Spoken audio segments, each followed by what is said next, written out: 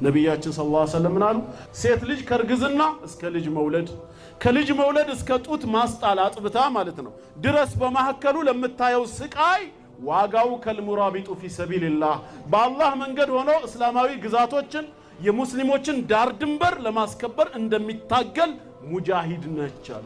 ፈኢን ማተት በይነ ዛሊክ በዚህ መሃል ባንዳቸው ብትሞት በርግዝና ወይ በመውለድ በምጥ ስቃይ ወይ በጡት ማጥባት ብትሞት ፈለሃ አጅሩ ሸሂድ የአንድ ሙስሊም ሰማዕት አጅር ወይም ዋጋ አላት አሉ።